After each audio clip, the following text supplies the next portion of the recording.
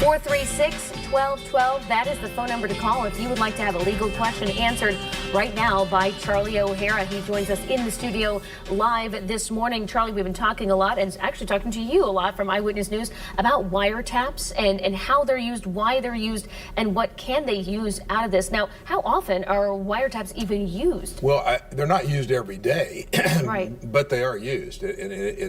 And they happen in a lot of cases. I mean, we in our office have a lot of cases involving wiretaps, but they're not an everyday occurrence. I mean, they're somewhat unusual. I think the thing that people really need to keep in mind with this is, let's not jump to conclusions here. We know that there's a wiretap. There's some people whose names are well known out there that have been associated with this wiretap.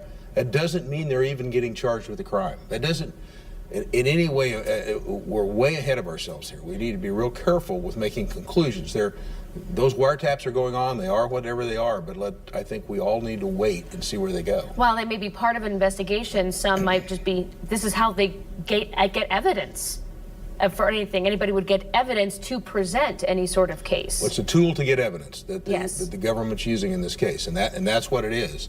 Now, where that evidence, I mean, obviously, if they had enough to charge people, they wouldn't be using that tool to get evidence. Now, what that tool results, the wiretaps result in, may result in charges against some people and not against others. I just think we're way ahead of ourselves. And a lot of people would hear that term wiretap and they think, isn't that an invasion of my personal privacy?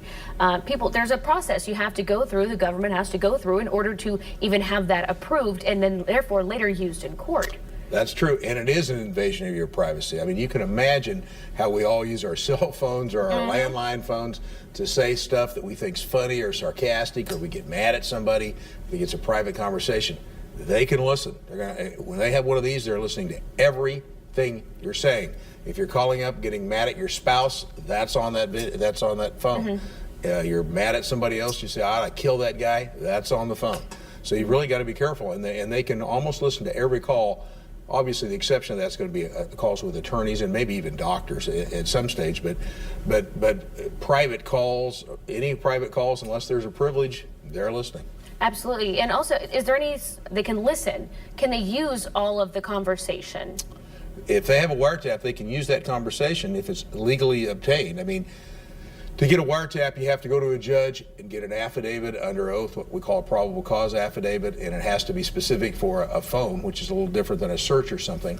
But once they get that, if it's admissible and properly done, they can use it any way they want. All right, Charlie, all important information right there for people to keep in mind as we're following a couple interesting investigations right now. For right now, though, we're going to take a break. And